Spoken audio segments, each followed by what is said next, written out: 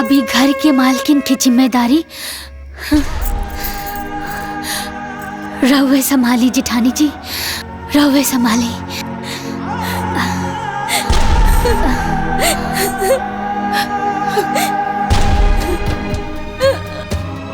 हमरा के माफ कर दे पुष्पा, माफ कर दे। हमरा से बहुत बड़ भूल हो गई बा। हम तोरा के गलत समझनी। तू दोनों बहनी के झगड़े में आग हम लगवनी है।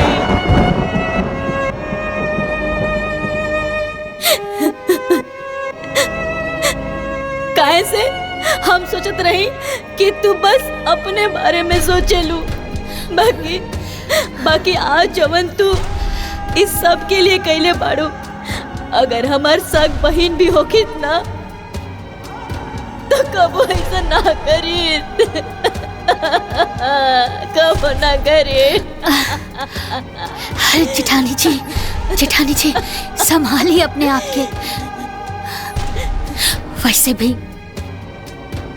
बेगुनाह के दिल ना बहुत छोट होला, लेकिन जब केहू से माफी मांग लेना ना तो ऊ बहुत बड़ हो जाला। और राउर आँखी के आंसू ये बता रहल बा कि राउर मन में अब कौनो मैल नहीं खे। रउआ के माफी मांगला के कौनो जरूरत नहीं खे, कौनो जरूरत नहीं खे।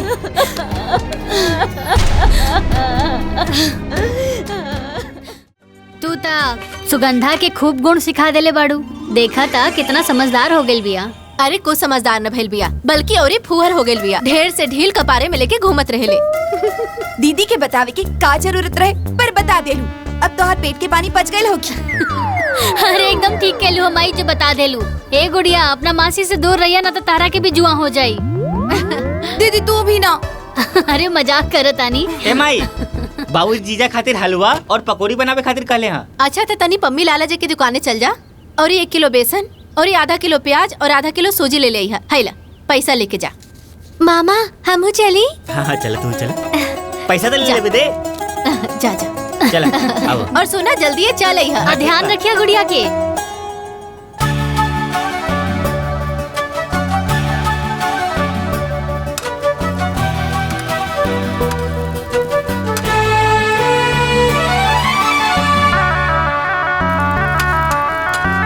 अरे सुगंधवा तनी चटनिया में मर्चा कम डाली है। अरे दामाद जी कम तीख खाए लेना।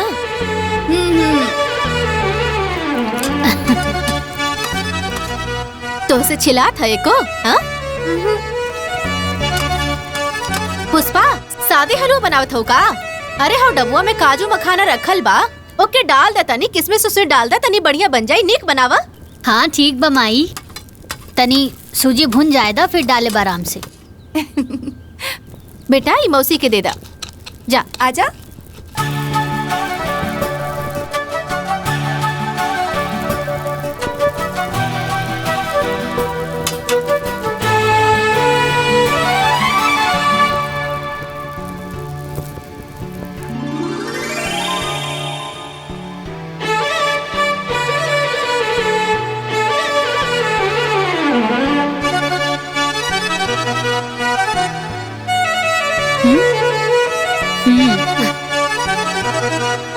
जब मेहमान लोग आवे ले ना तब मौनी लहटिया कट जाला। पकौड़ी कैसन बनल बा पाहुन? बहुत बढ़िया बनल बा अम्मा जी। और जीजा जी चटनी कैसन बनल बा? चटनी लगा तो तू बनौले बाड़ू।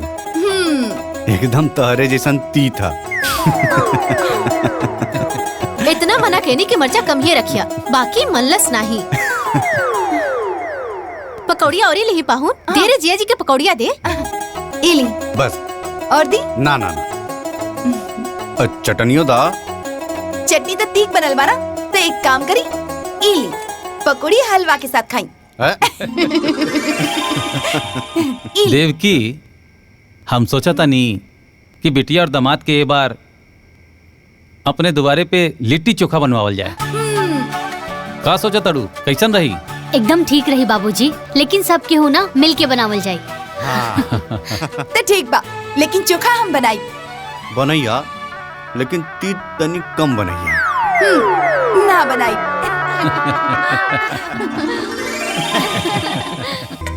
बहुत बढ़िया बनल बा। अब चटनी तीत तो नहीं खे ना? ना ना और लेही ना। अरे। ना ना मुझे।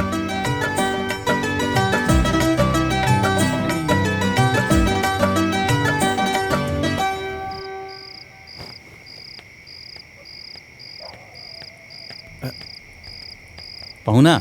हाँ बाबूजी। ई लुंगी ला, एके पहन के आराम से सुत जाइए। हाँ हाँ ठीक बा बाबूजी।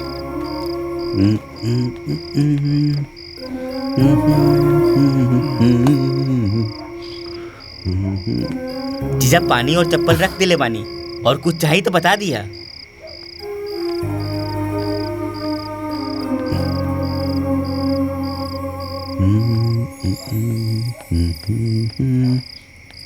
इली टार्च, पिसाब उसाब लगी था पिछोरवा चल जाइए। हाँ। टार्च लेके जाइए, काहे के पिछवा खर खंजर भइल बा। अरे तू ऐजे सुत बा ना? हम तो इजे रहबे करब। हाँ तो बस जगा ले। अच्छा ठीक बा। मच्छरदनिया लगा दा।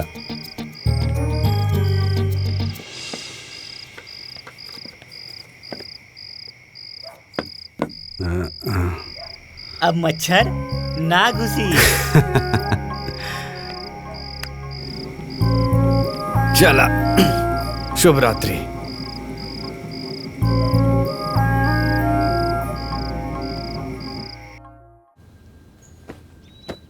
दीदी देखी ना कैसन लागत बा? ठीक बा ना? बहुत बढ़िया, एकदम फिट आइल बा। हाँ फिट बा।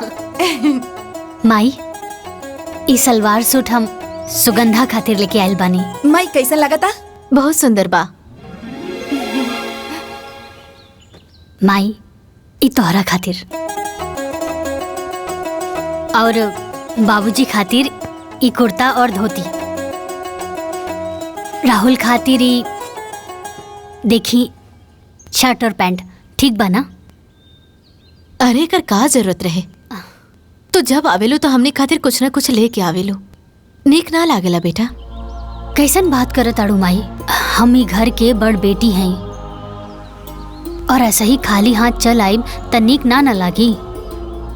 अच्छा सुनी, ई सब बात छोड़ी और हमरा के ई बताई कि सुगंधा के जौन रिश्ता के बात चलत रहे का भइल?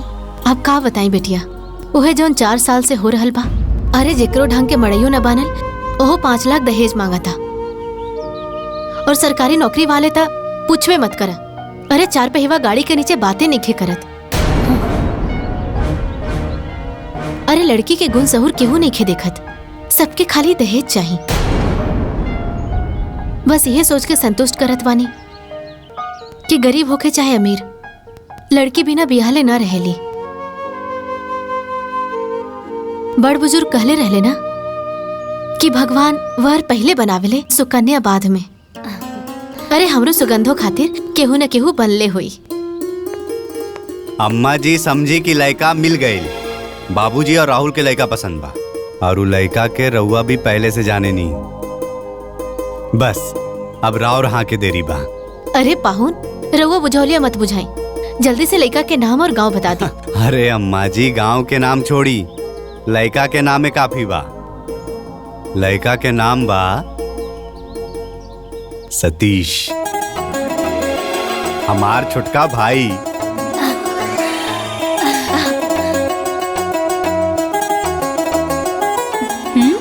अरे अरे मतलब सुगंधा के भी सतीश पसंद बा। देखा कैसे शर्मा के भाग गिल बिया। अब अपन विचार बतावा माई। बिटिया, इसे बढ़िया रिश्ता सुगंधा खातिर और का हो सकेला? बाकी एक घर में दोनों बहन के शादी ठीक होई का? कहीं बाद में कोनो दिक्कत परेशानी ना होखे। तू चिंता मत करा माई, कौनो दिक्कत तकलीफ ना होई। अरे कौनो दूसर घर की लड़की हमार देवरान बन के आवे, उसे तो अच्छा बाना कि हमार बहन आए। अरे जैसे हमनी के नैहर में बहन बन के रहेनी, वैसे नए ससुराल में भी बहन बन के रहब, देवरान जिठान ना। अरे वो सब तो ठीक बा, बाकी समधन जी के एक बार पूछल जरूरी बा ना, तोहरे सास के कार आए बा। अरे अम्मा जी रउआ के का लगा था? हमनी टाइम निकाल के ऐजा सिर्फ लिट्टी चोखा खाए खातिर आयल रहनी। अरे हमनी के पहले से प्रोग्राम रहे कि सतीश और सुगंधा के शादी के लड्डू बांध दियल जाए। तो पाहुन समझ ली कि लड्डू बंद गई। अच्छा बाबूजी, अब हमनी के जाए के आज्ञा दी, घरे भी तो खुशखबरी सुनावे के बाद। चला पुष्पा, चले के तैयारी करा। जी।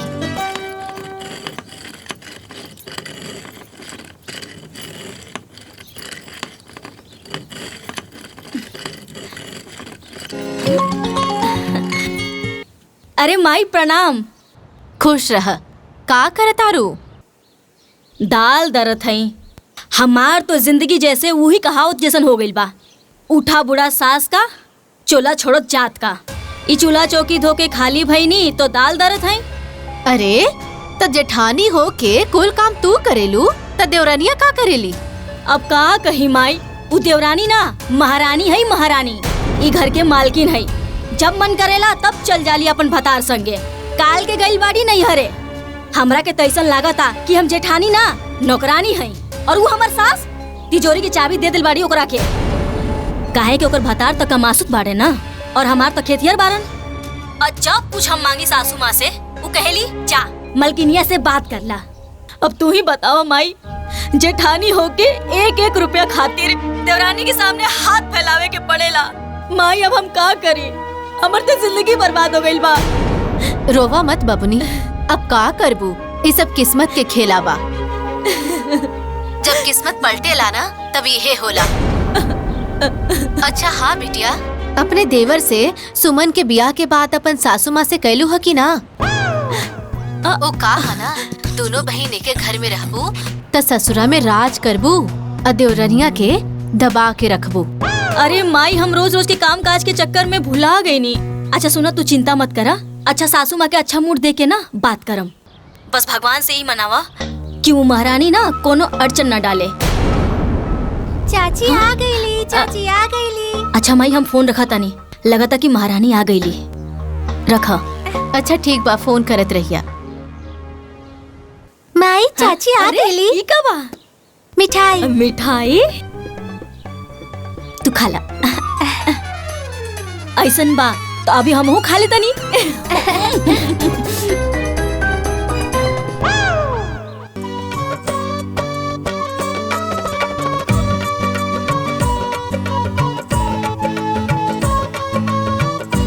आ गई नानी के यहाँ से। प्रणाम दीदी। खुश रहा। अम्मा जी।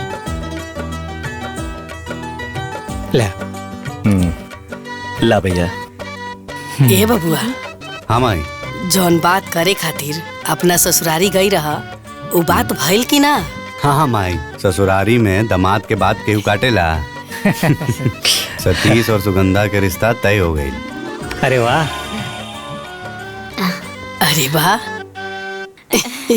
ये तो बहुत खुशी के बात बा माँ जी। बाकी हम लोगन से सुनले रहनी कि एक ही घर में दो बहन के शादी ना होके के चाहिए, उ जमेला ना। अरे भौजी, कहाँ बाड़ू तू? ये सब ढकोसला होकेला। वो कहावत नहीं के सुन ले बाड़ू, 100 साइत ने एक सुतार। हाँ सही कहे ना। देख लो ना, पुष्पा के पाव पड़ते गुलाब की नौकरी लग गई। आहो ना हो, सुगंधा के पाव पड़ते सतीश के भाग जाग जाए। बिल्कुल ठीक कहा तारो माई।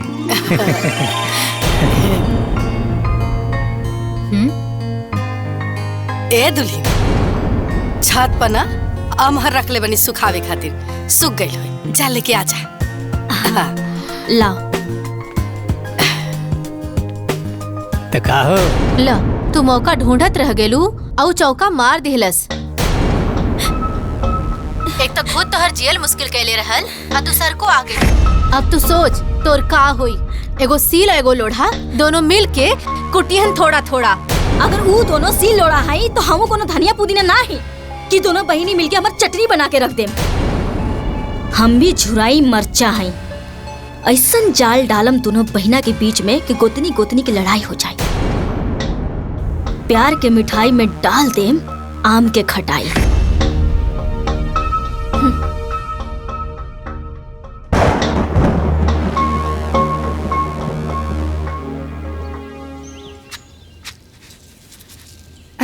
कराव तनी बात। माई इला का दीदी हवे? के फोन है। अच्छा। बात करी। हेलो। हाँ बिटिया। अरे माई, पंडित जी आयल रहलन, सुगंधा और देवर जी के कुंडली मिल गइल बा। अच्छा। माई समय बहुत कम बा, जल्दी से तैयारी शुरू कर दा। ए बिटिया, अगुआ तू ही बाड़ू और ये बड़ बहिन तू ही बाड़ू। अरे दोनों जगह तो ही के संभारे के बा। सुना, ब्याहे के पहले ही चलई है। अरे माई तू चिंता मत करा ना, हम नैहर भी संभाल लेब और ससुराल भी। अरे पहले हम अपन देवर जी के हरदी लगाई, फिर नैहर आके अपन बहन के चुमावन भी कर लेब। अरे माई मटमंगरा ससुरे तो भतवानी नैहर आके खाई। ठीक बा बिटिया। अरे इतना पैसा कहाँ से दिहल जाई? तू का बात करो तरू? माई ये अंगूठी, घड़ी और सिगड़ी दही गुड़ के बखत ना देवर जी के मड़वा में पहना दिया। और ये थैला ली, ए में क्रीम, पाउडर और जरूरत के सब सामान बा, एक ही मड़वा में रख दिया। ए बेटिया, इकुल हम का करब? इकुल बाबूजी के दे दा, कुल इनकरे करे के बना। अरे बिटिया, ये सब करे के का जरूरत रहल? वैसे भी शादी में बहुत कैले बाड़ू। बाबूजी घर की हालत हम जानत हैं, और राहुल भी छोट है, अभी होकर कहीं नौकरी चाकरी भी नहीं खिलागल। बाबूजी ना ये कुछ नगद पैसा बा, रख ली, मड़वा में काम आई। बेटी, बाप के कंधा के बोझ वैसे तो बेटा के उठावे के चाहिए। बेटी होके तू उठैले बाड़ू, भगवान तोहरे जैसन बेटी हर माँ बाप के दे। बाबूजी हेरोवा कैसन बात कर रहल बानी, और खुशी के मौका पर आँख में आंसू ना, चेहरा पर मुस्कान होके के चाहिए।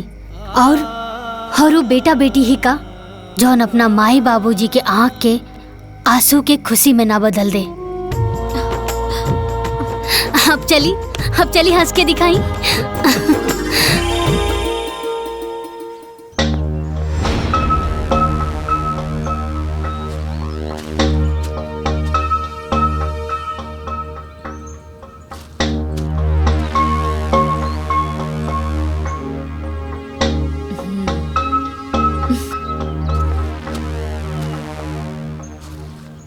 कितना थोक पे चढ़ाओ तनी माँ जी देवर जी के शादी पे? अरे दुल्हीन, एक ही स्थान चोपता और 7 थान गहना।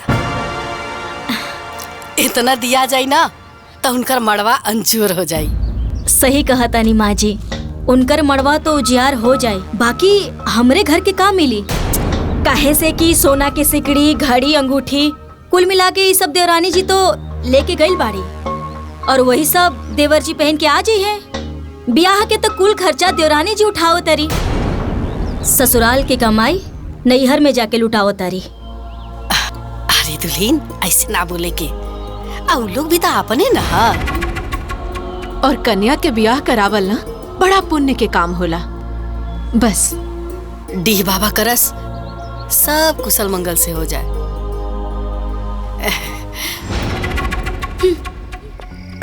का बेटिया? माई अब ऐजा के तो कुल काम निपट गेल बा, ता आगे के बाकी के जोन बचल बा तू संभाल लिया। हम और दीदी जात बनी हो जा परछावन की तैयारी करे। ठीक बा बिटिया, तू जा, ऐजा के कुल काम निपटा गेल बा, बाकी तो जाके संभाल ला। ठीक बा माई, अपन ख्याल रखिया। हाँ, प्रणाम। खुश रहा।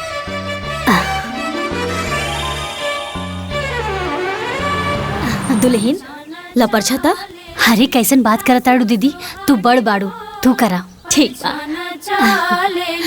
सासू सोहागिन हो परछाना चालेली, पत्थर के लोढ़ा सासू सोने के थाली हो, पत्थर के लोढ़ा सासू सोने के थाली हो, थाली में हल्दी चावल चुमेली भाभी हो, थाली में हल्दी चावल चुमेली बुआ हो, बहुअर स्वागत बा उतरा तू हाली हो।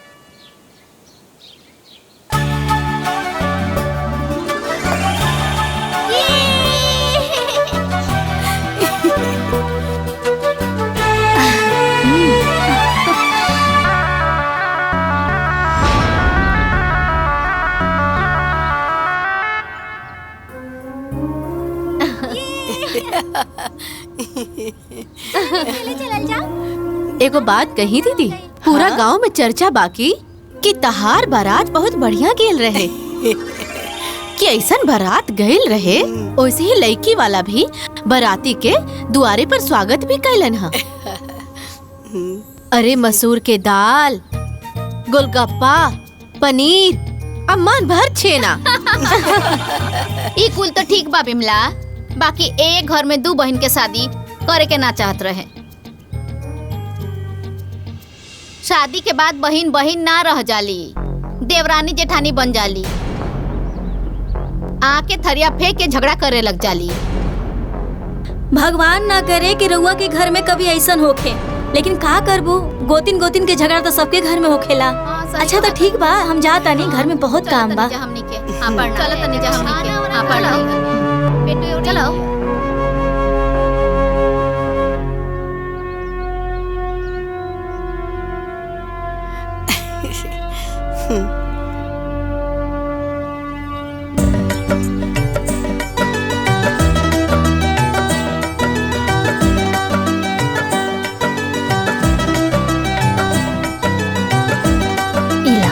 चढ़ा जा।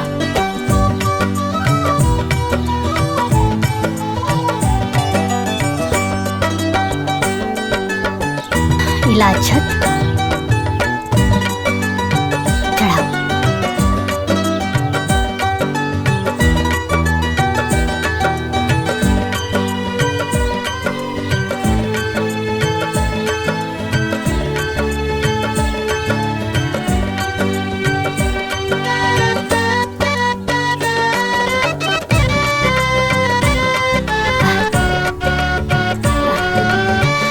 चला तू लोग अब परिक्रमा कर ला।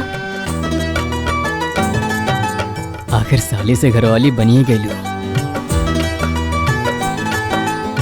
बड़ा लजात बाड़ू, जब भैया के ससुरारी आवत रहनी तब बड़ा पटर पटर बोलत रहलो।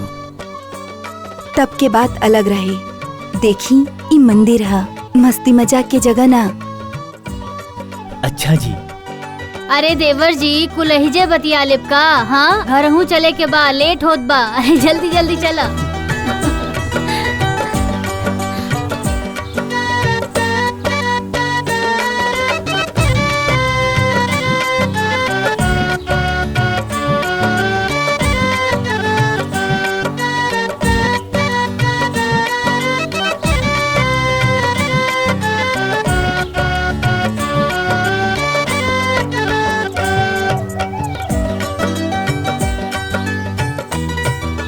दीदी आज बचपन की याद ताजा हो गई। जब हम स्कूल जात रही तो ऐसे ही हमारी चोटी बनावत रहू ना।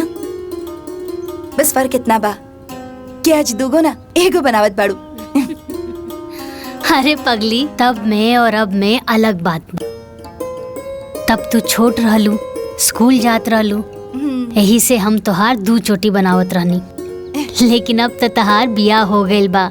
हाँ ससुरौतिन हो गइल बाड़ू। अब 2 गो ना एगो चोटी बनी।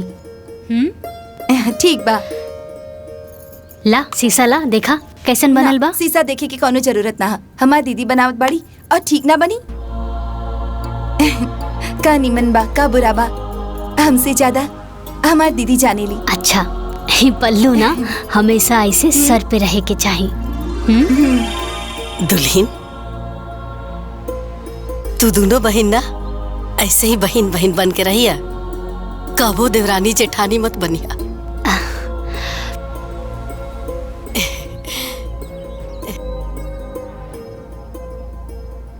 हमारी एक बात हमेशा याद रखिया कि घर में शांति से बढ़ के ना कौनो दौलत ना होखेला। माई के अचरा से बढ़ के ना कौनो दुनिया होखेला। अब भाई से बढ़ के केहू साथी ना होके, अब बहन से बढ़ के केहू शुभचिंतक ना होला। ये दुल्हन हाँ एगो बात कही। बोली ना अम्मा जी। देखा दुल्हन, घर के बरकत ना मर्दन के हाथ में ना होकेला, हम औरतन के हाथ में। हम औरत चाहिए ना तही घर के स्वर्ग बना सकेले, और हम ही औरत चाहली ना तई घर के नरक भी बना सकेली। ये बात के हमेशा याद रखिए दुल्हन। अम्मा जी, जौन आशा और उम्मीद रहुआ हमनी से रखले बानी ना, हमनी दोनों बहन ओकरा के कब्बो नहीं के तोड़ब। हम रहुआ से वादा करतानी कि हमनी दोनों बहन ससुराल में बहन बन के रहब, कबो देवरान जिठान बन के ना रहब।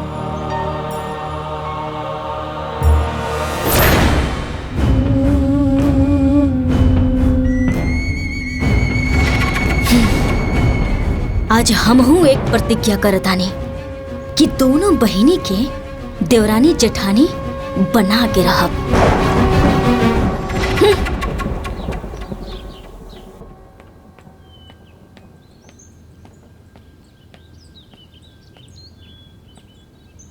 माँ जी, पिंकी के कपड़ा पुराना हो गईल बा, अगर एक दो कपड़ा नया मिल जाए तो बढ़िया हो जाए। अब अरे दीदी, नया कपड़ा किने के का जरूरत बा?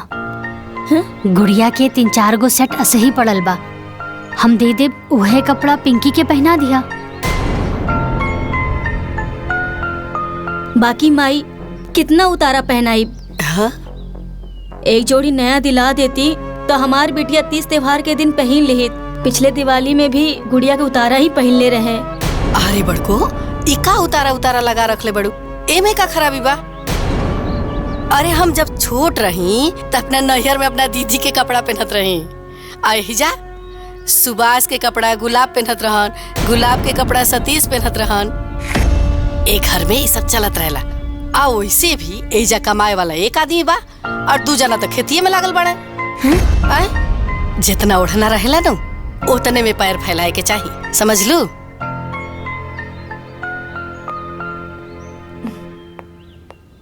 माँ जी, इली चाय रख दा। सुगंधा, रसोई के काम खत्म हो गइल बा। तजा पिंकी और गुड़िया के तैयार कर दा, स्कूल खातिर लेट हो जाई। जी दीदी। आवा। तू का खड़ बड़ू कबार पे? तारा के अलग से बोले के पड़ी का? तारा कोनो काम धंधा नहीं के घर में? जा ला दुल्हन चाय पी ला।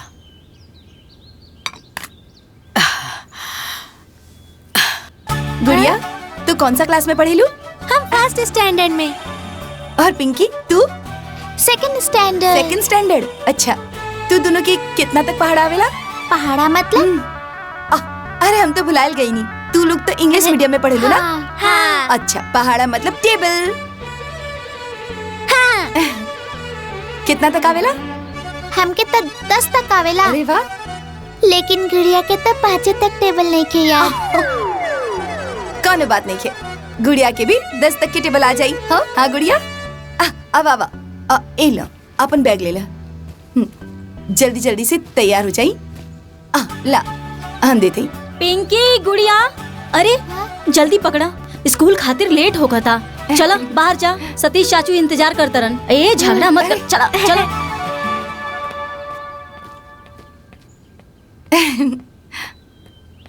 सुगंधा, हाँ नाश्ता पानी तो हो गई, खाना में का बनी आज? अच्छा सुना ना, तू एक काम करा कि आलू और गोभी की तरकारी बना ला और ना कचौरी बना ला, हमरा के बहुत पसंद बा। और तू निम्मन भी बनावे लू। हाँ ठीक बा दीदी, अभी बना देता नहीं। ठीक बा।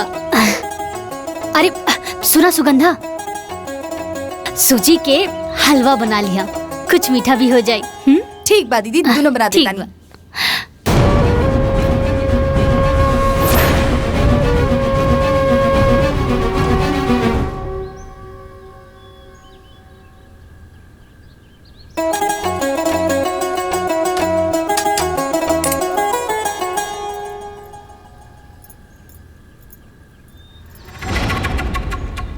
अरे सुगंधा, जब इतना सारा काम हो खेला तो हमरा के आवाज दे देहल करा, तो हम आके तोहार हाथ बटा देहल करा। चला हम बेल देता नहीं, तू तल दा कचौरी। ना ना दीदी, रहे दी, हम सारा काम खुद कर ले, आप आराम करी। देख, तू हमरा के दीदी कहेलू ना, तो हमार बात सुने के पड़ी। अरे 4 लाठी एगो में भारी पड़ेला और मिल बांट के काम करल जाए तो काम आसान हो जाला, है ना? ठीक बा दीदी।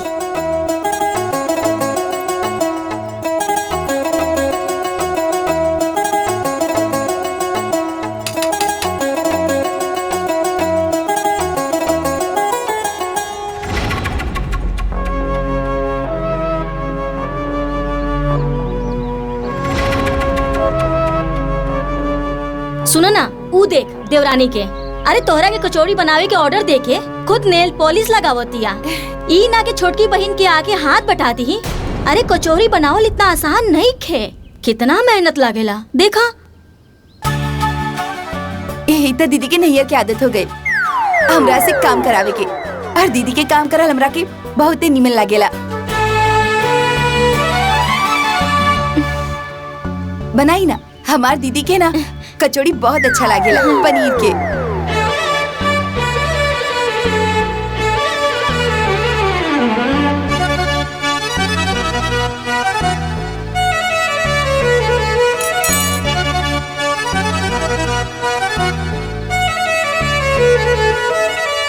हलवा कचौड़ी।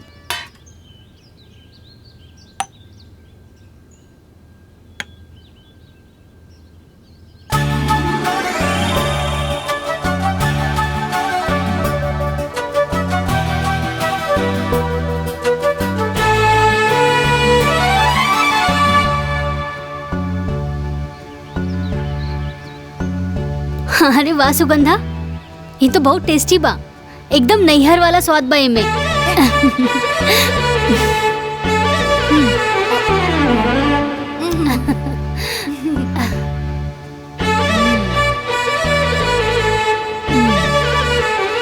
हलवा भी अच्छा बा।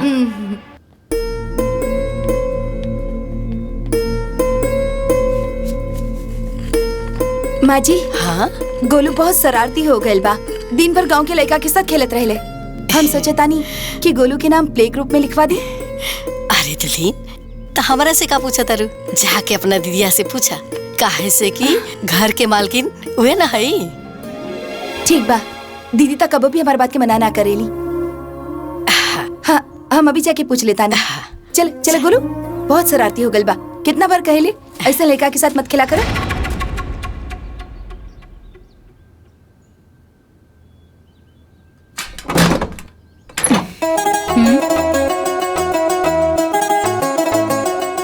अरे सुगंधा, का बात बा? हमरा से कुछ कहे आयल बाड़ू? अरे वाह दीदी, तू तो हमारा चेहरा पढ़ ले लू। दीदी, हम बोले के चाहता नहीं कि गोलू के नाम प्ले ग्रुप में लिखवा देवे के चाहिए। ये 2.5 साल के हो गए बा, कम से कम ABCD तो बोले सीख जाई। अरे सुगंधा, अभी हमार गोलू ठीक से बड़की माई ना बोल पावेला, ABCD का बोली? 3-4 साल के हो जाएदा, सीधा KG में एडमिशन करवा दे, ठीक बा ना? अब बाकी दीदी, गोलू के उम्र के गांव के कई लड़का अभी से स्कूल में जावेला। सुगंधा, अब सब केहू के पागल बा त हमनियों के पागल हो जाई ना नू। अच्छा ये बतावा, हमनी के टाइम पर ये सब इले पिले ग्रुप रहे, ये सब कोनो ढकोसला रहे ना नू? प्लीज दीदी, ये गोलू के भविष्य के सवाल बा। सुगंधा, तू गोलू के सिर्फ माई हो, लेकिन हम अपना गोलू की बड़की माई बानी और मौसी भी बानी। अब गोलू की चिंता करल तू छोड़ दा, सब बड़की माई के ऊपर छोड़ दा।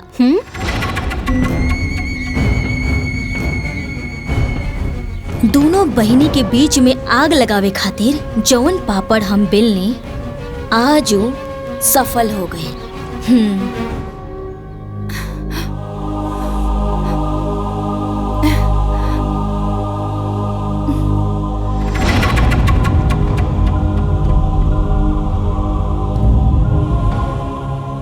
लाग गई लाग। अब देखा कैसे ई आग के हम ज्वालामुखी बनावत हैं।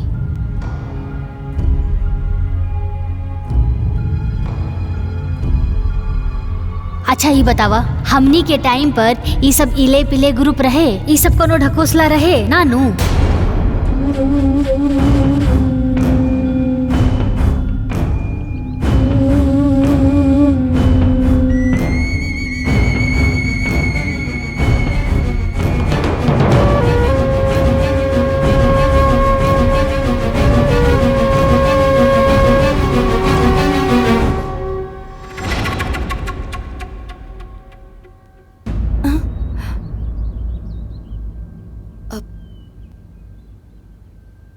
अच्छा सुगंधा जी, हमरा के एगो बात बतावा, जब आंधी तूफान आवेला तो सबसे पहले कौन सा पेड़ गिरेला? जौन पेड़ की जड़ कमजोर होखेला ऊ पेड़।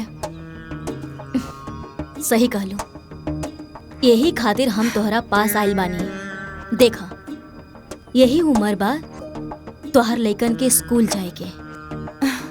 अगर ई उम्र में पढ़े ना गइल सन तो अंग्रेजी में फटर फटर कैसे करी? देख बहिन, नून भात खा के हम जी ले, बाकी बबुआ के पढ़ाई में कोनो दिक्कत ना होके के चाहिए। बाकी तू कर भी का सकेलू, काहे से तुहार पति और हमार पति तो खेतिहर बारन और ओकर पति का मासूद बारन, तो जवन तोर बहिन चाहे वही होई। तोर लइकन के भविष्य तुहार बहिनी के हाथ में बा।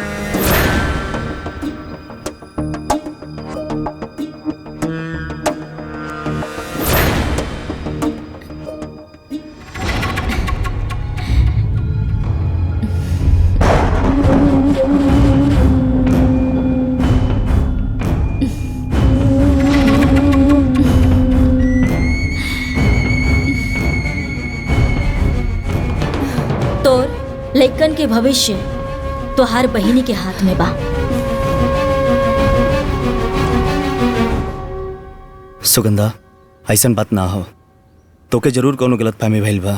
गलतफहमी हमके ना भइल बा, बल्कि आज तो हमार सारा गलतफहमी दूर हो गइल बा। अब वो हमार बहिन ना, हमार जेठानी बन गइल बाड़ी। अगर बहन बन के सोचती ना तो कबो भी हमार लड़का के प्ले ग्रुप में जाए से मना ना करती। सुगंधा, भाभी के हम अच्छी तरह जानीला, वो परिवार के हित के लिए भी सोचनी, कबो अपन पराया ना देखनी। अगर वो कबो अपन पराया ना सोचनी ना तो कबो हमके मना ना करती। हम सब समझतानी वो क्या अपन पैसा के घमंड हो गइल बा। अब रउआ भी खेती बाड़ी छोड़ी और कहीं भी जाके प्राइवेट नौकरी करी, चाहे तो 10,000 ही कमा के लेके आई। हम वो 10,000 में अपन लड़का के पढ़ा लिखा दे। रउआ खेती बाड़ी करत है तो का हमारा लड़का भी बड़ा होके खेती बाड़ी करी? का बात के पतंगड़ बनाओ तारू यार। देखिए जी, अगर रउआ हमारी बात ना मन ली ना तो हम अपन लड़का के लेके नैयर चल जाए और नैयर से अपन लड़का के पढ़ाई लिखाई।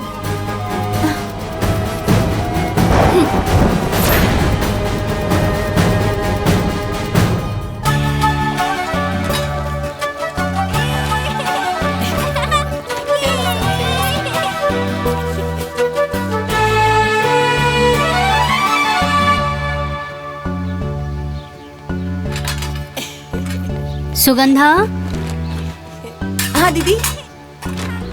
देवर जी अभी खेत गेल बाड़न ना, जब खेत जोत के आ जाई है ना तो ई गेहूं हम ना बोरी में भर देले बानी। उनसे कहिया कि श्यामनाथ की चक्की से पिसवा के ले आई है आटा। ठीक बा दीदी, हम बोल दी। चप्पल टूट गई, गोलू के चप्पल टूट गई। माई, हमार चप्पल टूट गई बा। दिखाई।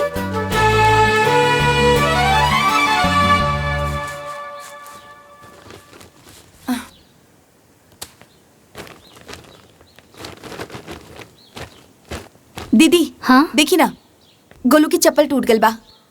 एगो नया मंगवा दी ही ना। सुगंधा, नई कीने की का जरूरत बा? हमरा लगे 2-3 गो जोड़ी पड़ल बा, हम दे देब, गोलू के पहना दिया, ठीक बा? बाकी दीदी, लड़का होके लड़की की चप्पल पहरी। अरे सुगंधा, सैंडल ना हा, हवाई चप्पल हा, और सब हवाई चप्पल एक जैसा नहीं होला। कैसे गिर गई तू? हाँ? अरे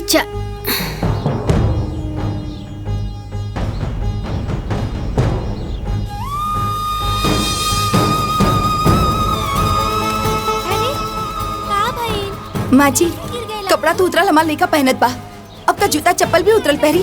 100 रुपया की चप्पल खातिर मना कर तारी।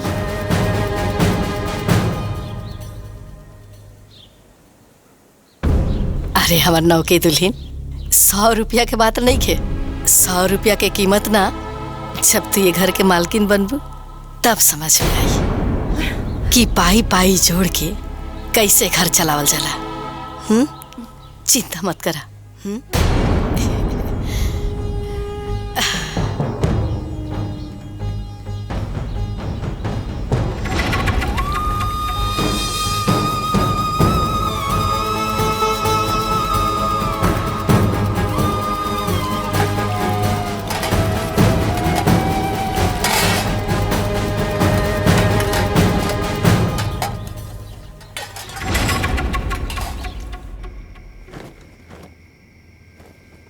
सुगंधा हाई ला गोलू के पहने खातिर देवरानी जी भेजले बाड़ी।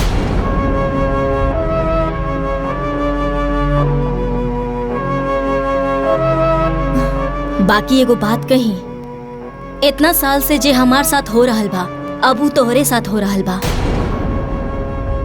पहले ओकर बेटी के उतरन हमार बेटी के पहनावल जात रहे, अब तोहार बेटा के पहनावल जाता। हम तो ये मान ले बानी कि हम दूसर घर से हई, बाकी तू तो सगी बहन हो। तू दोनों एक ही महतारी के पेट से जन्मल बाड़ू, तोहरे साथ ऐसा ना करे के चाहत रहे। बाकी जाए दा, तू कर भी का सकेलू। अच्छा ई चप्पल ना गोलू के पहना के देख ला कि ओकर साइज के बा कि ना। बेचारा लइका लड़की के चप्पल पहन के घूमेला। चला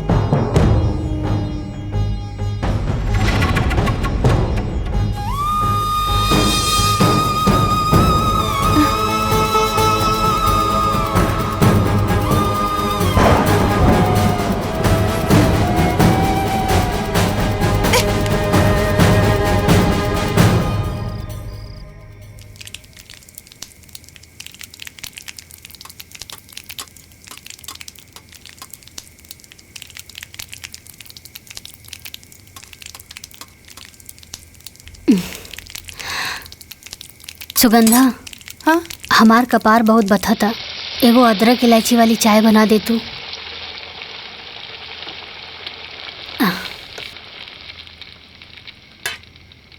ई रहल चाय के पत्ती, ई रहल दूध, और ई रहल पतीला, और ऊ रहल चीनी अदरक, और ई रहल लाइटर और गैस।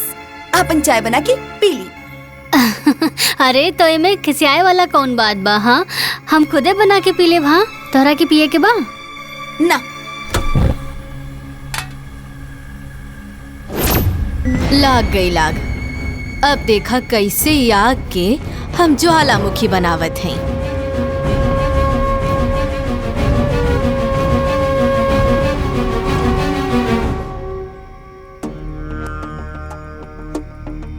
सुगंधा तू चिंता काहे कर रहल बाड़ू? अरे तू जौन कैलू बहुत ठीक कैलू। ज्यादा चुप रहे से आदमी कपारे पे बैठ जाला। कबो कबो मांगे से हक ना मिली तो छीने के पड़ेला। अगर उहो जेठानी बनतिया तो तू काहे बहिन बनबू? तू देवरानी बना। आज तू ओकरा के उल्टा जवाब देलू, हमरा के तो बहुत अच्छा लगल। दीदी पर हमके बुरा ना लागल हा। हमरा के तो बहुत बुरा लगल हा। अरे छोट बहिन हो के ऐसे बड़ बहिन के उल्टा जवाब ना देवे के चाहिए। अरे तू कोनो हाथी घोड़ा थोड़ी मांगत रहलू, एक कप चाही तो मंगले रहो, बना के दे देवे चाहत रहे। बाकी हम जेठानी हो के आज तक तोहरा के देवरानी ना समझनी, और ऊ तोहार छोट बहिन, तोहार सगी बहिन हो के तोहरा साथे देवरानी जेठानी करतिया। जायदा ना दीदी। अरे हम सुगंधा के ना बचपन से जानी ले, और वो बात बात पे गुस्सा हो जाली, और जब ओकरा के एहसास होला ना त आके माफी भी मांगेली। बाकी दीदी हमरा के बिल्कुल भी बुरा ना लगल हा।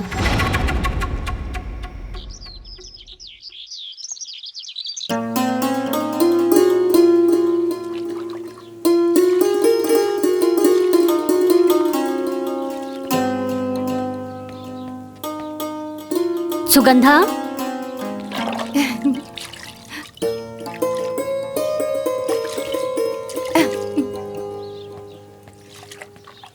ए सुगंधा चिल्लाता है बाड़ू, हम बहरी नहीं खी, सुनाई देता हमके। अरे जब सुनाई देत हवे तो जवाब काहे नहीं खुद देत? हम का बोली? तू ही बोला, बताओ बात का हो? अरे हम तोरा से कहले रहनी ना कि गुड़िया की स्कूल की ड्रेस प्रेस कर दा, काहे नहीं खु कैले? दिखाई नहीं की देत, हम अपन लड़का के नहलावत बाड़ी।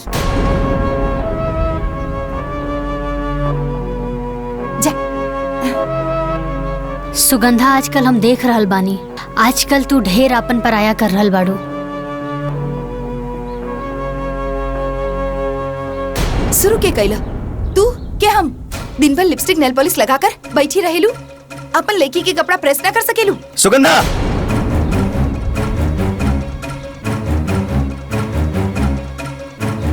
का हो गल तो के? ये कोनो तरीका भौजी से बात करेगा? जे जौन तरीका से समझी ओकरा के उहे तरीका से समझाई। चुप रह लो, शांत रह लो, का हला करत रहो? अरे तोला परोसा आ पटीदार सुनी त का कही? रहे दी माई, आज सुगंधा के बोल ले विदा, पता तो चले आखिर एकरा मन में कितना भड़ास भरल बा। बोला पुष्पा, वो छोट है, ओकरा में समझदारी ना। तू तो समझदार बाड़ू, तू ही शांत रहा। अगर ई शांत हो जाए तो घर ना पलट जाए। ई घर के मालकिन नहीं, ई ऑर्डर करी और काम करी हम। ई लड़की पैदा करी और संभालिए हम।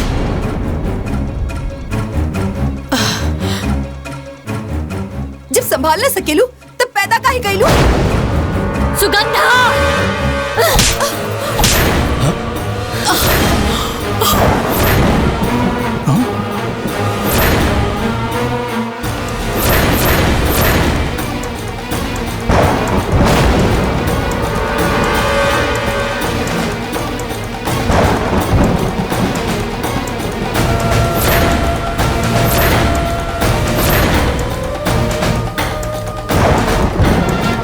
जे के पास जवाब न होला ना, वो हाथ उठावेला।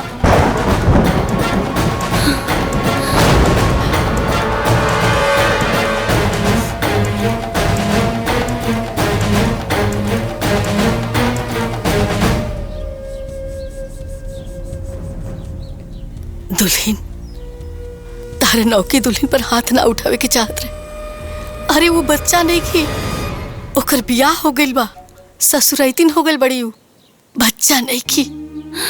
अम्मा जी, हम तो बड़ बहन होके के नाते ओकरा के थप्पड़ मार देनी। जैसे सुगंधा नैहर में कोनो गलती करत रहे ना, हम ऐसे ही ओकरा के थप्पड़ मार देत रहनी। तार नैहर में थप्पड़ वाला रिश्ता नहीं के उनके साथ, और बहन के साथ साथ तार देवरानी बन गई बड़ी। तारा ये बात के भूले के ना चाहिए। अम्मा जी, तू चिंता मत करा, हम अभी नैहर में फोन करके माई बाबूजी के यहाँ बुला लेता नहीं। वो सुगंधा के अच्छे से समझा दिए माई, अच्छे से समझा दिए।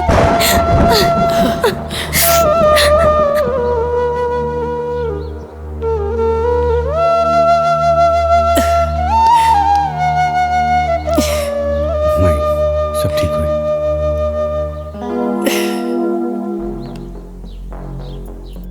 ओ कमाई बाबूजी की बताइए, हम खुद ही नहीं है चाहते। हम ही सब माई बाबूजी की बता दे कि घर में हमारे साथ का होत बा। देखा सुगंधा, ऐसे लड़ाई झगड़ा करके नैहर जाइल ठीक ना हो। तो का उनके हम पर हाथ उठावल ठीक बा? उनकर आदमी कमाता हुए तो घर के मालकिन, और हम घर की नौकरानी बन के रही। सुगंधा, गुस्सा के आग नु पहले बुद्धि के जरा देवेला, अब बुद्धि के जरते ही प्यार के भीतर अहंकार कर जाला। एक बात बतावा, दुनिया के कोनो भी रिश्ता अपने आप ना खत्म होला। अहंकार गलत फहमियों के तोड़ देवेला। दो लोग के बीच के रिश्ता केवल तीसरे की वजह से ना, बल्कि आपसी विश्वास और प्यार की कमी से टूटेला। हम तहार पति बानी ना, ता हमार बात ना मनबू। चला वो बैग उठावा और अलमारी में रखा। एक बात और ही, माई बाबूजी के सामने अपने गुस्सा पे कंट्रोल रखिया।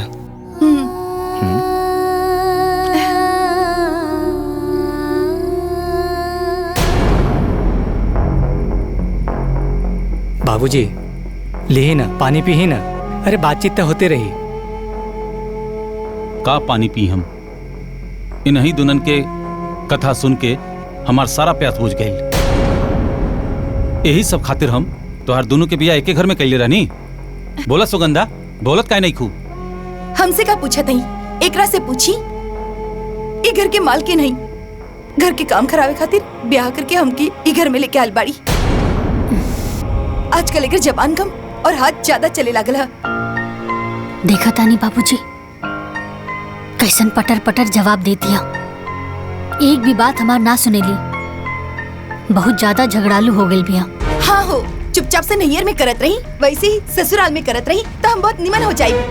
खुद तो कुर्सी पे बैठ जात हई। अरे काम चोर तो तू नैयर से ही यहाँ पे। बाकी हमके पता न चलल, ससुराल में आके सब पोल खुल गइल बा। सुगंधा चुप हो जा, छोट होके बड़ बात करत तारू। ना बाबूजी, ये हाथी के दांत हुए, दिखावे के कुछ और खावे के कुछ और होला। और ये जब रउआ के बोलवले बानी तो रउआ भी जान ली कि का करिए। इनकर आदमी कमावत हुए तो 150 रुपया के खातिर भी हमरा के इनके आगे हाथ फैलावे के पड़त बा। अरे गोलू की चप्पल का टूट गल रहे, हम इनकरा से कहनी कि गोलू खातिर 100 रुपया के नया चप्पल खरीद के दी, तई मना कर देली और अपन लड़की के पुराना चप्पल हमार बेटा के दे देली। देखिए बाबूजी, अगर इनका आदमी के सरकारी नौकरी भी होवे तो हमार आदमी खेती बाड़ी करेला, दाल चावल गेहूं सब खाए खातिर ना होवेला। अरे लाखों में बिकेला। हम कभी भी एकरा से हिसाब मांग ली का?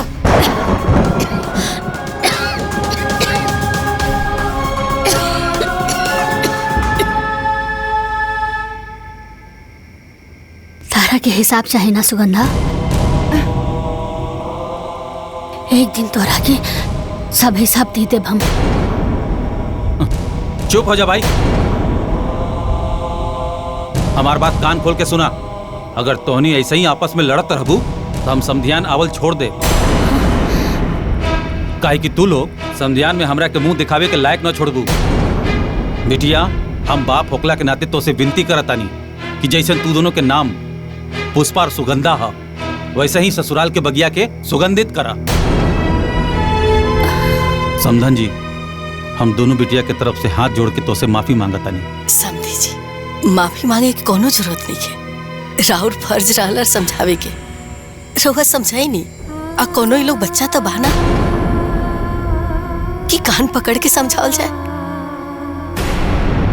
लावा कड़वा दा।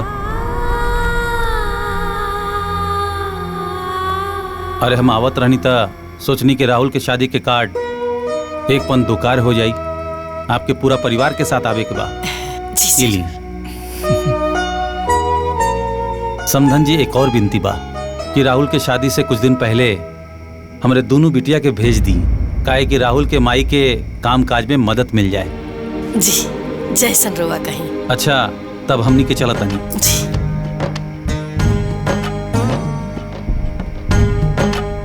प्रणाम बाबूजी। प्रणाम माई। खुश रह बेटी। मैं खुश रह। अरे हाँ, रख ला। खुश रहा। इला। गोड़ लागत नहीं। हाँ, खुश रहा, खुश रहा। गोड़ लागत नहीं माई। इला बेटा, अरे रख ला। प्रणाम माई जी। खुश रहा। प्रणाम माई। प्रणाम। खुश रहा, खुश रहा। हाँ, खुश रहा। प्रणाम माँ जी। आज्ञा दी, चला।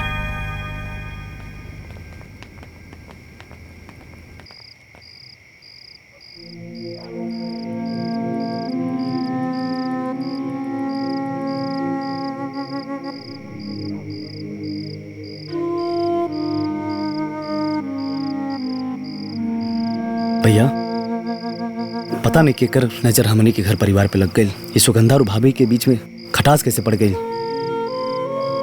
सब सुगंधा की गलती हो। अपने से बढ़ के कबो उल्टा जवाब ना देवे के चाहिए। ए भाई, जहां 4 बर्तन रहेला ना तो आपस में बजबे करेला। वो दोनों सगी बहन हैं, आपस में लड़िए झगड़िए फिर एक हो जाइए।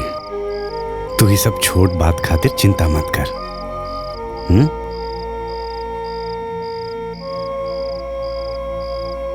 बेटा।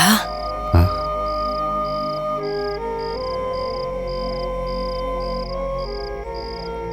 देखा बेटा, तू लोग ऐसे ही आपस में समझदारी से रहिया। मेहरारून के झगड़ा लड़ाई की आज तो हम लोग के रिश्ता में ना आवे के चाहिए। हमारे 60 साल के उम्र हो गई। बहुत बड़ा ना अनुभव बा बेटा कि अक्सर भाईन भाईन में अलगावजी ना औरतन के लड़ाई झगड़ा के कारण नहीं होला। देख बेटा, तू लोग से हम विनती करतनी, अरे मैं कि तू लोग आपस में कबो कटास बतावे दिया न तब जीते जी मर जाए। ना माई, तारा पता बानू, बाबूजी हमेशा कहत रहे कि एक दूसरा के साथे रहल परिवार ना कहला, परिवार वो कहला जे एक दूसरा के दुख सुख में साथ रहेला। और माई, तोनी और बाबूजी के दिहल संस्कार हमने के भूलल नहीं जा।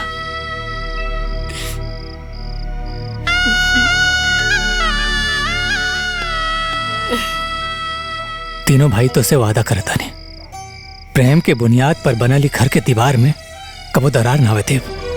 हाँ माई। हाँ माई, बाबूजी के अरमान के मोती के माला हमनी कब्बो टूटे ना देव। वचन देता नहीं माई, हमने के सांस टूट जाई मगर साथ कभू न छूटी, कभू न छूटी।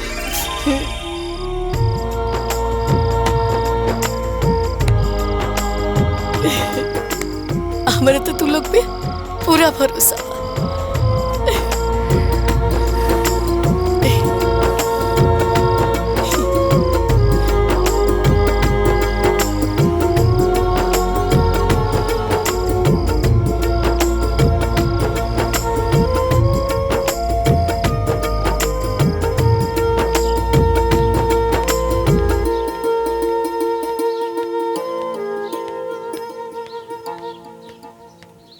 अम्मा जी, इली चाय पी ली। अरे अरे अरे, खाना बन गई। चला चला तू आगे बैठा। ये आगे बैठी। अच्छा ठीक बा। ए जी, हाँ गोलू के भी लेके जाई और प्ले ग्रुप में छोड़ दी। वहाँ रही तो कुछ सीखबे करी। ठीक बा।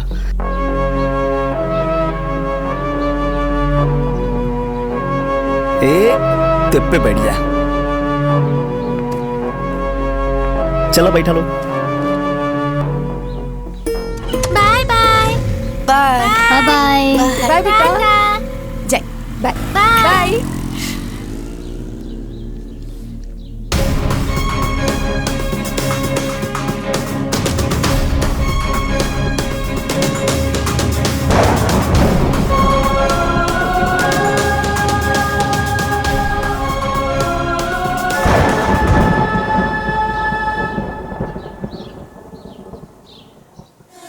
हो गई अब।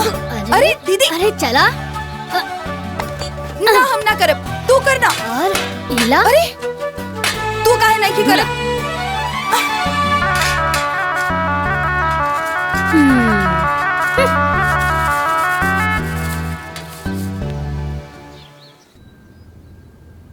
प्रणाम भाई। माई, रवा लोग भी चलती तो अच्छा रहे। हाँ अरे दुल्हीन, तू दोनों जानी बहन जाता रू ना, जा बढ़िया से शादी ब्याह निपटा के आ जा। सुगंधा, तैयार हो गईलू? हम तहरे इंतजार करत रहनी। हाँ चला एक साथ चल जाए, एक ही गाड़ी में। हाँ तू जा, हमरा के तोहरा साथे नहीं खिंचाए के बा।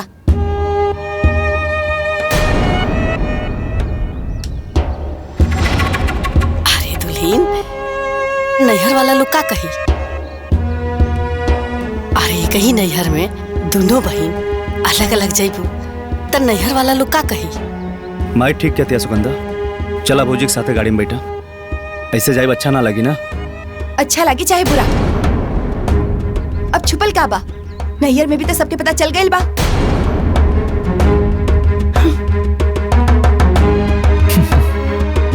ठीक से जाइए।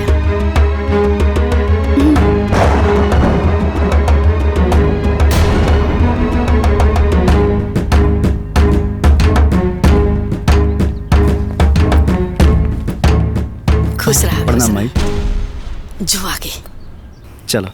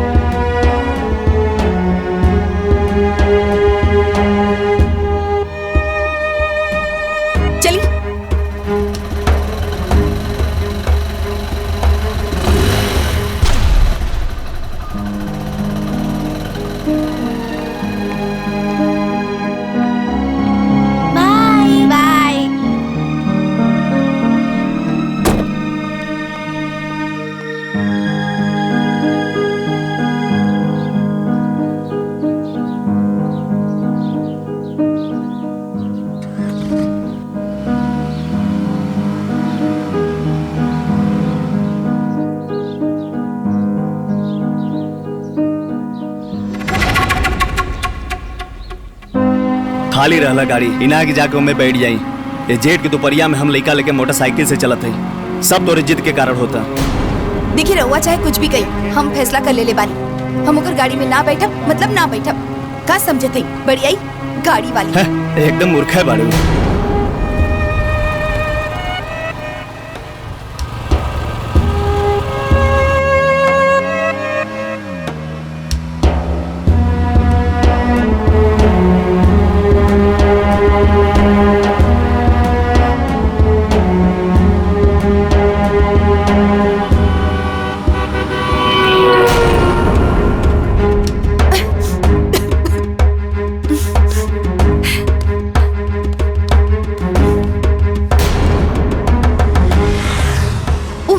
जानबूझ के उड़ा के गईलू ना हमरा पे धूल। हम सब कुछ समझता नहीं। अरे चुप ना रह तू यार। वो जानबूझ के भौजी उड़वनी है धूल। वो गाड़ी है कच्चा रास्ता पे जाए तो धूल उड़वे करी। हाँ हाँ रवा के तो भैया भौजी होवे ना, रवा तो ओकरे साइड लेबे करबा। देव की बहन आपकी छोटकी बेटिया साथे ना आई नहीं है का? कहाँ रह गई नहीं है? अब का है ना चाची, सुगंधा के 4 चक्का में घुमरी आवेला। यही से देवर जी उनकरा के आपन मोटरसाइकिल पे लेके आवत हवन। और तैयारी सब हो गई ना? सब बढ़िया एकदम। अरे वो देखा आ भी गईलन। हाय देखा तार मौसी आ गई। दीदी प्रणाम जीजा।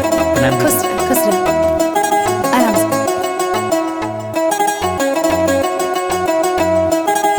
जा।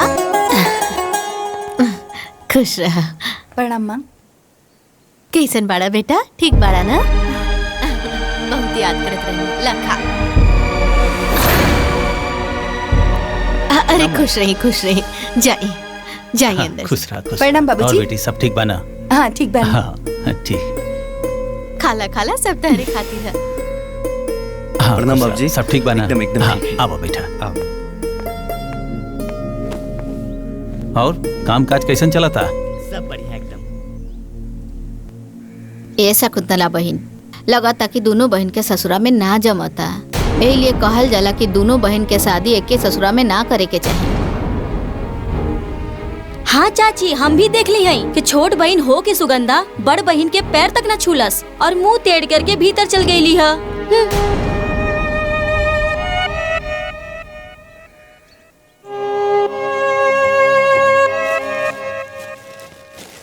सुगंधा कितना बार कहनी है कि ससुरे के झगड़ा नैहर में मत लावल करा।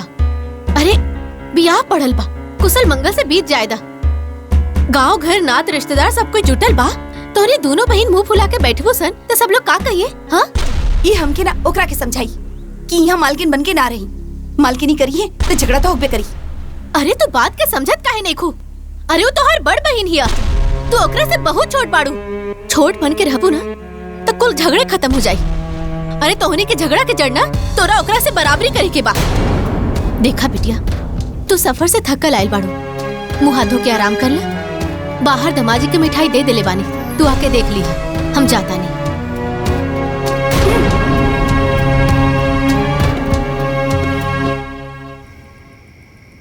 देखा बेटिया, ये कुल चौकटा के साड़ी है और ये 5 थान रतन क्या रख ले बानी। साड़ी बहुत बढ़िया बा माई। हाय देखा तहार भसुर के शर्ट पैंट आ ये तीनों समधी के पैंट शर्ट बा। कुल कपड़ा बहुत अच्छा बा माई। अरे सुगंधा आवा बिटिया, तू देखला। पहले मालकिन के दिखा दी, हम तो बाद में देख ले।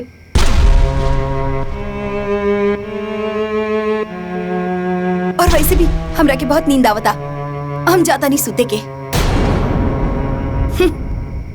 देख ली माई, ये ऐसने बोली टोली हमरा के वहाँ भी बोलेली। जायदा बिटिया, तू बड़ बाड़ो, तू ही समझदारी से काम ला। ओकर बचपना भी गई लेखे। यह सोच के तो हम चुप रहेली। अच्छा माई, अब तू सूझ जा, सुबह हल्दी चुमावन बा ना? हाँ ठीक बा।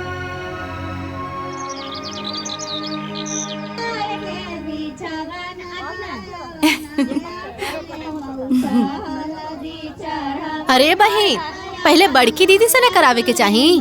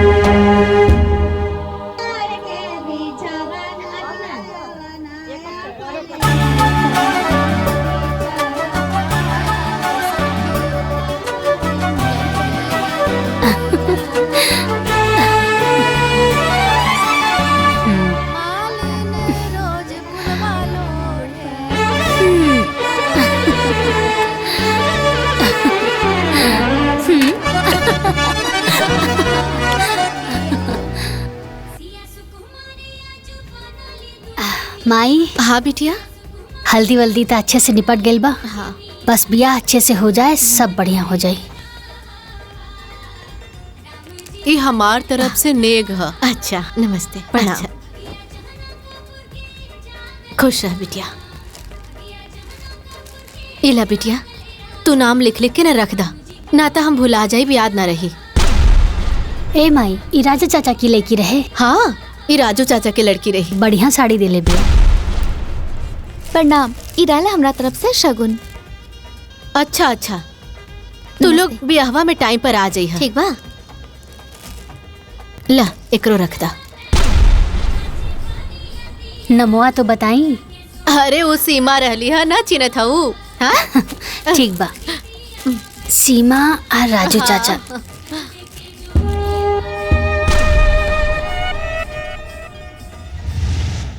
माई। का बिटिया? माई, ई चेन हम लेके आयल बानी, देवर जी के दे दिया। मोर बंधाई, अभी नया नया शादी भइल बा ना, त अच्छा लागे। इनकरा के 500 रुपया दे दिया, चल जाए। ली। अरे ना, 500 कहला दे। हम एगो पैंट शर्ट एगो घड़ी लेके आयल बानी। ठीक बा माई। ठीक बा।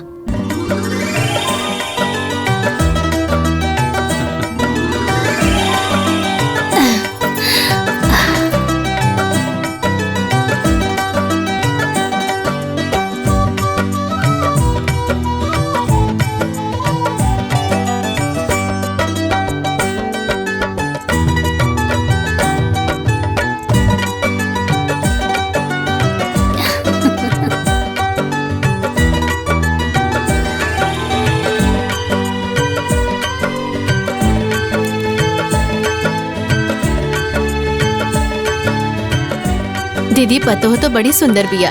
हाँ बहन। अरे ननद सुंदर हुई तो भौजी काहे सुंदर न हुई। इली हमार तरफ से तो हर मुंह दिखाई। निमन भाना।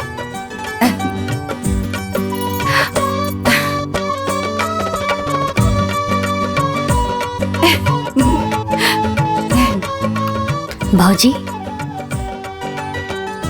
इस सोने की अंगूठी तोहार दोनों ननद की तरफ से। कैसन लागल? एकदम चांद के टुकड़ा लग रहल बाड़ू। राउर त भाग खुल गेल माई। हाँ माई साहब, जोताई तो हो गई। शरबत पीला। अरे आगे ला। अरे पिंकी के माई। चलो चलो उतरा उतरा। घरे आ गिला। ए गुल्लू बिटवा, आजा आजा आजा। प्रणाम जी। माँ जी पहले खुश रहा। प्रणाम माई। खुश रहे खुश रहे। गुड़िया बिटिया। प्रणाम भैया। खुश रहा खुश रहा। दादी के प्रणाम करा।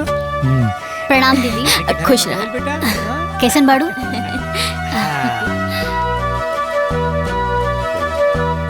प्रणाम माई।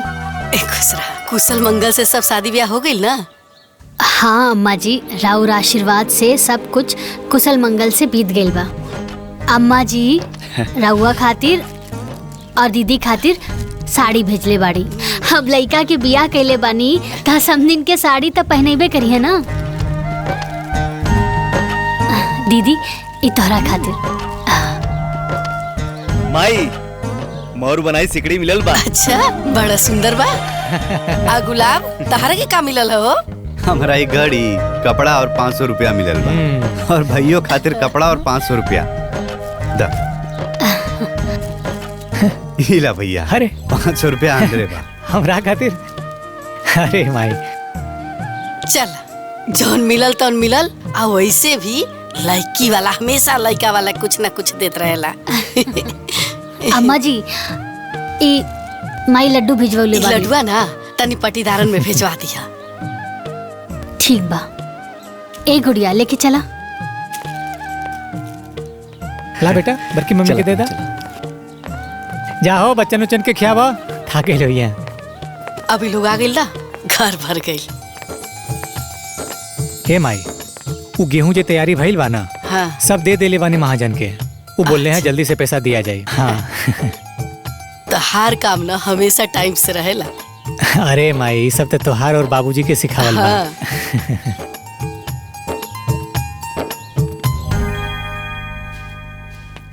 गुड़िया, पिंकी, गोलू, चला आवा, सफर में थक गए हुई बा, आके दूध पीला। चला। माई हमरे खातिर है? हाँ बेटा, सब केहू के खातिर।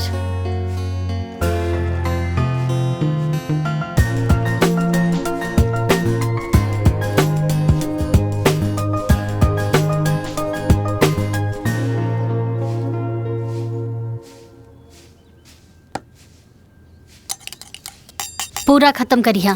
बड़की माई, हमरो के दूध चाहिए। हाँ, अरे गोलू, तहरा के भी तो बड़की माई दूध दी। आवा बैठा। सकरन सीटी, हमार गोलू का दूध मीठा। ला पीला।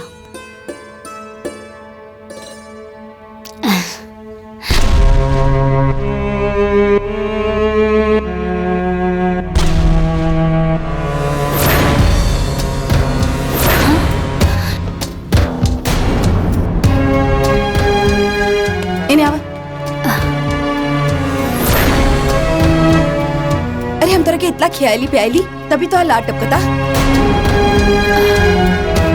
अरे तरह के कितनी बार मना कही है, केहू भी कुछ भी दी तो मत खाइया। अरे केहू तोरा के जहर मिला के पिला दी और तोरा के कुछ हो जाए तो हम का करब?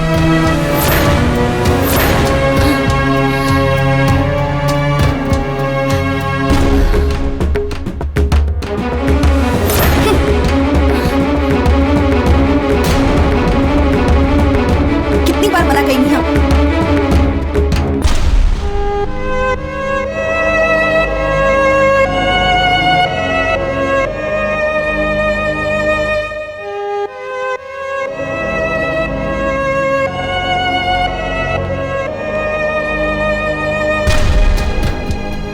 कुछ बुझलू, केहू जहर पिला दी, ऊ हमरा के ना तोहरा के कहले बिया।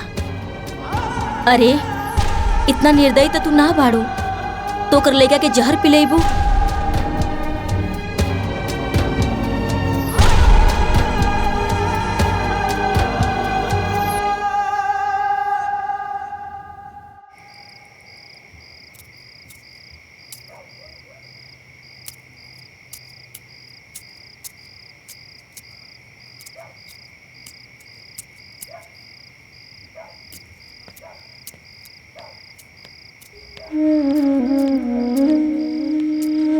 सुगंधा, सुगंधा, आखिर का चलत था तारा मन में? काहे हर बार हमरा के ताना मारेलू? अरे तू सोच भी कैसे सकेलू कि हम गोलू के जहर दे दे? इमे सोची के कहा, जब जमाना इतना खराब हो गइल बा कि हक और हिस्सा के लिए भाई भाई के गला घोट देवेला, तब बहन काहे ना घोट सकेली? वाह सुगंधा वाह। अरे तू तो ससुराल आके बहुत बहुत बड़ हो गईलू। हम ये सब देखे खातिर, ये सब सुने खातिर तोहार देवर जी से बियाह ना करौले रानी। हमारी सपना ना रहे। अरे हम तो ये सपना देखनी अपन एक आँख से, हम तोहार सुख देखनी और दूसर आँख से हम अपन सुख देखनी। हे सुगंधा, अरे हमहू एगो माई हई और एगो माई लइका के जन्म देवेली, जन्म छीनेली ना। सुगंधा, अब तो हमार बहन ना हो। अब तू हमार देवरानी बन गेल बाड़ू। देवरानी हमरा के देवरानी बने खातिर के मजबूर कैलस? तू मजबूर कैलू और तू खुलल आँख से सपना देखत ताड़ू तो जौन आँख से सपना देखा ताड़ू उससे सिर्फ तोहरा की खुशी हुई। अगर अपन एक आँख से भी हमार खुशी के सपना देख ले रहती तो कबो भी 100 रुपए की चप्पल खातिर मना न कर ले रहती। हमारे लड़का के भविष्य के बारे में अगर सोच ले रहती तो ओकरा के प्ले ग्रुप में जाए से मना न करती। तो सिर्फ और सिर्फ अपन पति, अपन लड़की और खुद के बारे में सोचेलू। और सच्चाई तो ये बा कि तू हमके एक घर में ब्याह के एक हाथे लेके आल बाड़ू ताकि हम ई घर की नौकरानी बन के रही और तू ई घर की मालकिन बन के रहा।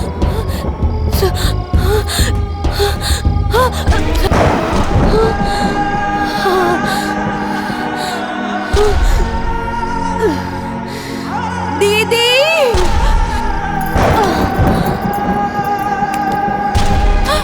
दीदी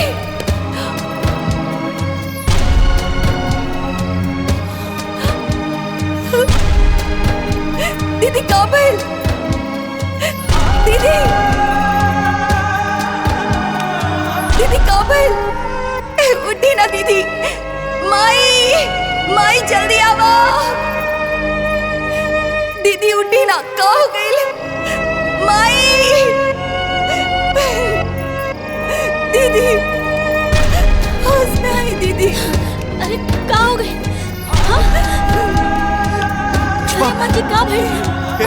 पुष्पा अरे पुष्पा पुष्पा चली ना दीदी के डॉक्टर के पास ले चली। पुष्पा पुष्पा पुष्पा अरे उठा दीदी।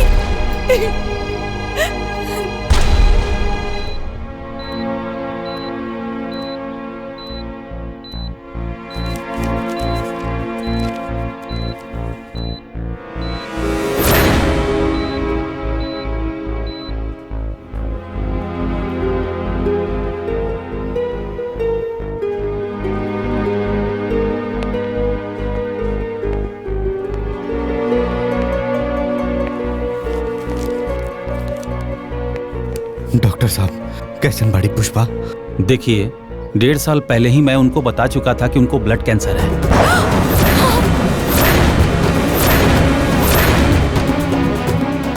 और उनका कंडीशन लास्ट स्टेज तक पहुंच चुका है।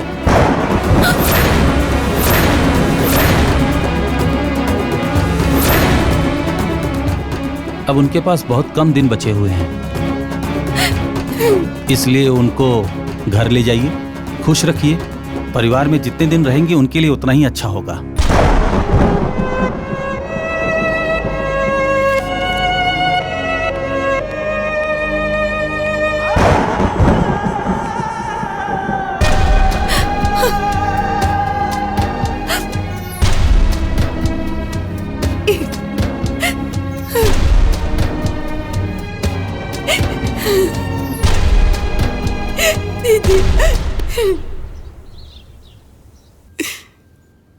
दुल्हन के कैंसर ये हमरा और गुलाब के पता रहे।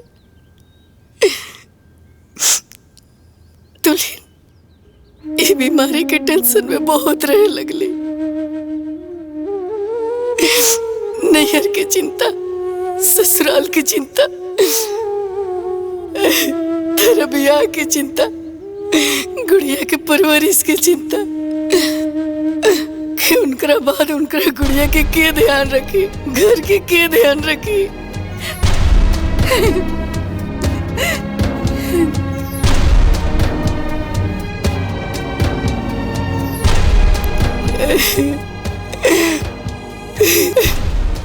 और उनका मन में ही सब चलत रहे, लेकिन हमरे से वो कह ना पावत रही। एक दिन हमरा से कहली कि बाजी हम चाहता नहीं कि हमारी बहन की शादी सतीश से कर दिया जाओ, ताकि हमारे बाद घर में रही ना, घर के संभाल सकती है, हमारे गुड़िया के संभाल सकती है। काहे कि मासी तो माँ जैसा हो लेना, माँ से बढ़ के मासी हो ले। अगर दूसर लड़की ये घर में अगर देवरानी बन के आई तो पता न कैसे ही घर में रही। हमें सोच के ही रिश्ता के फौरन हाँ कह देली कि दुल्हन के गैला के बाद गुड़िया के माई की कमी महसूस ना होए। ज्यादातर लोग एक बात कही, हम बहुत लाचार हो गए। हम वो सास है कि जे अपना पतों में भेद कैलास कायदे से निकल जाओ। हमरे बड़की के घर के मालकिन बनावे के चाहत रहे, लेकिन हम दुल्हन के बनैनी। कैसे कि हम चाहत रहे कि हमर दुल्हन चाहे जितना दिन रहे लेकिन अपन हर खुशी जियस। हमर दुल्हन में मालकिन बने के जिम्मेवारी संभालने की सारा गुण रहल। यही से हम उनका के घर के मालकिन बने नहीं, और वो आज तक घर के बहुत अच्छे से संभाल के रख ली, क्योंकि कोनो चीज की कमी ना हो के दे।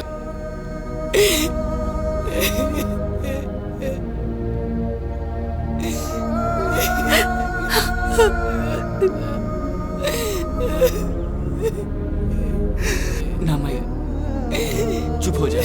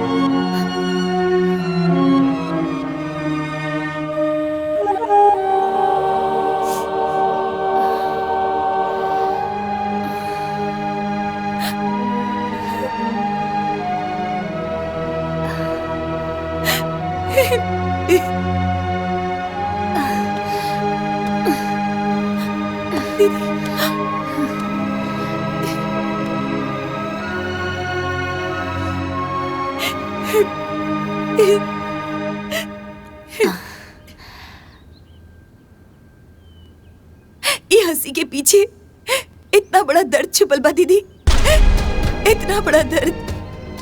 तू तो हमसे हर बात बतावेलू, तो फिर ईराज हमसे काहे छुपावले दीदी, काहे? सुगंधा, तू तो अपना दीदी के बचपन से जाने लू ना।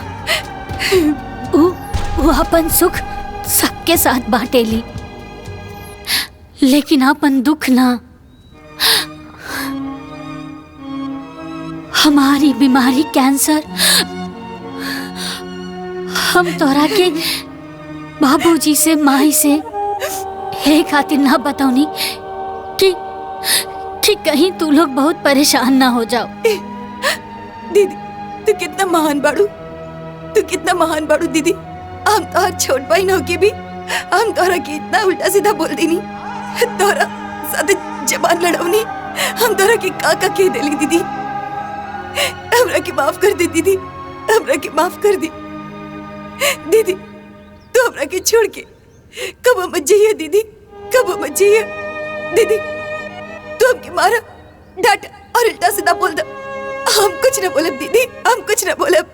बतावा दीदी तोरा के का खाए के मन बा? कचौड़ी, पूरी, हलवा दीदी, तोहर जौन मन करी हम उस सब बना दे। बस दीदी तू एक बार बोला तोहर का मन बा। ए दीदी तू हमरा से नाराज नहीं खुना? बहन, जब दिल में कोनो नाराजगी ही ना बा तब माफी कैसन?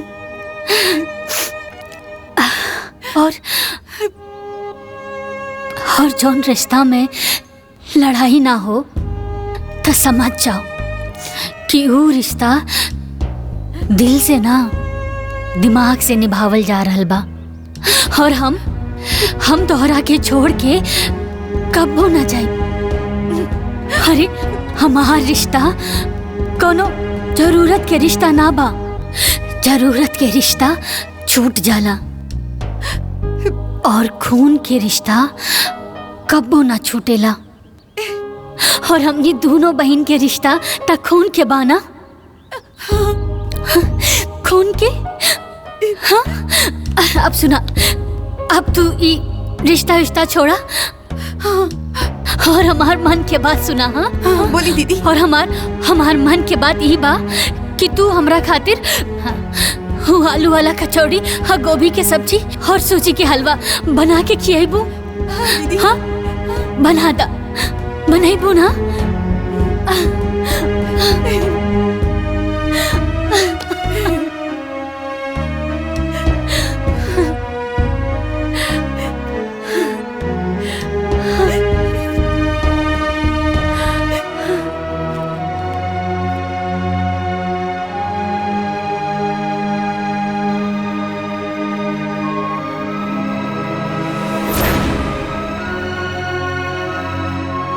दीदी, आज ई तरफ पूरा परिवार के एक साथ काहे बुलवली है? हमरा के तो कुछो नहीं खे पता।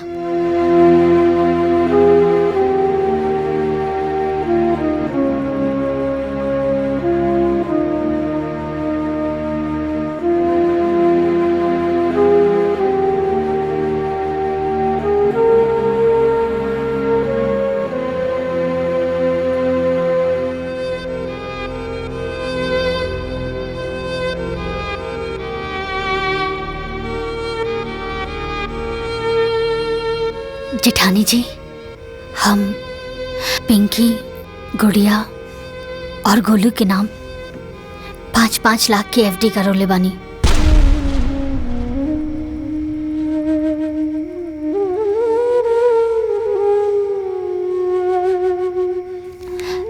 ई उहे के पेपर हा, रवा संभाल के रखी।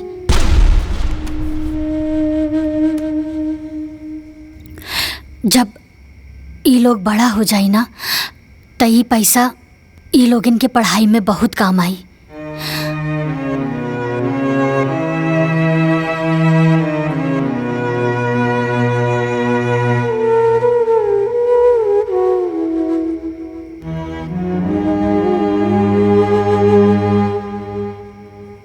सुगंधा, हम तोहरा से कहले रहनी ना कि समय अइला पर हम तोहरा के पाई पाई के हिसाब देब। ये जौन एफडी के प्रीमियम बा ना, वो हम देवर जी और जेठ जी के खेती के कमाई से ही भर ले बानी। ई पूरा घर चलावे खातिर हम पाई पाई जुड़नी। अरे कबो 100 रुपया 50 रुपया खातिर लड़ भी गईनी। कभी अपना पति से तो कभी तू दोनों लोगन से। तब जाके इतना बड़ा रकम इकट्ठा भई।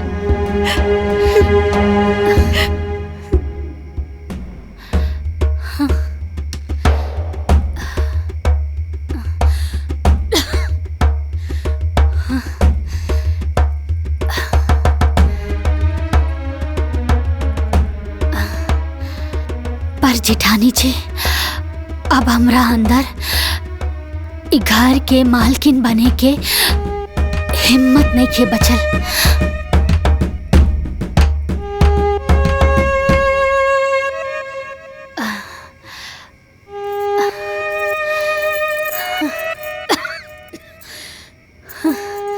अभी घर के मालकिन की जिम्मेदारी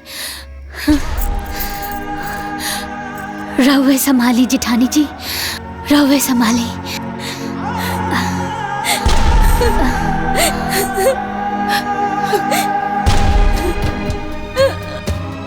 हमरा के माफ कर दे पुष्पा, माफ कर दे। हमरा से बहुत बड़ भूल हो गई बा। हम तोरा के गलत समझनी। तू दोनों बहनी के झगड़े में आग हम लगावनी है।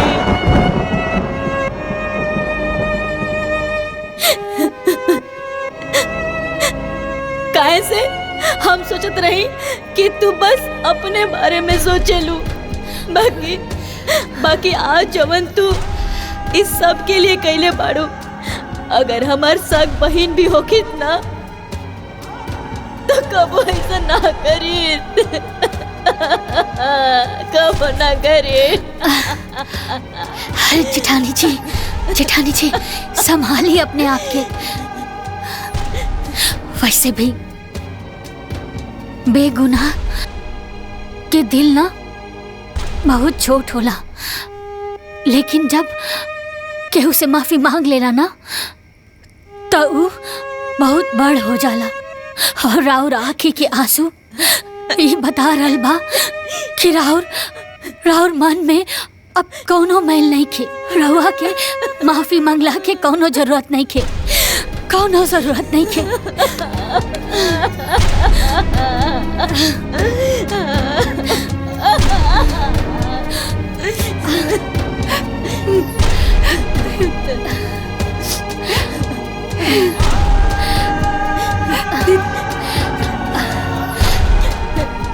बस हमारे एक आखिरी एक शब्द जेठानी जी,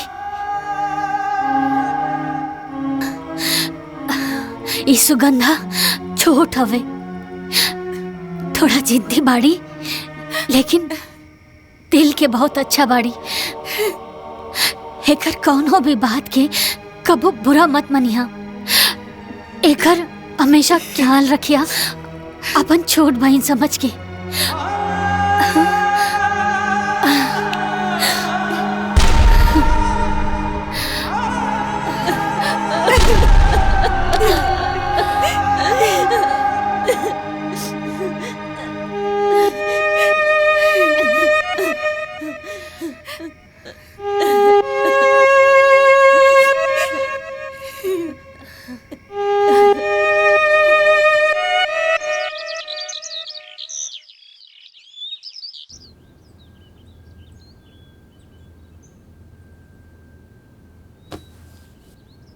दीदी उठी ना दीदी, देखी ना आज तोहरे पसंद के नाश्ता बनवले बानी।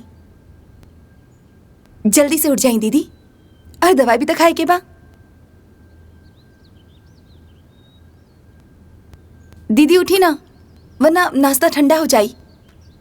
दीदी दीदी उठा।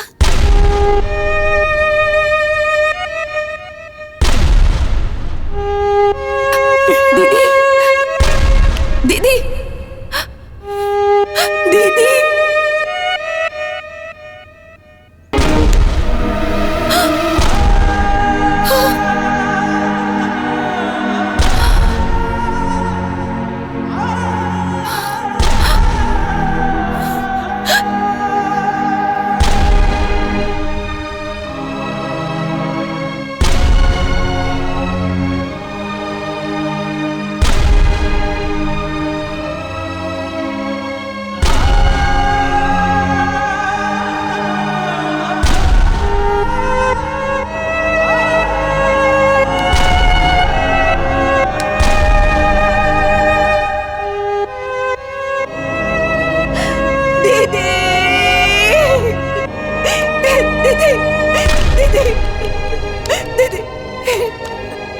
दीदी उठी ना दीदी।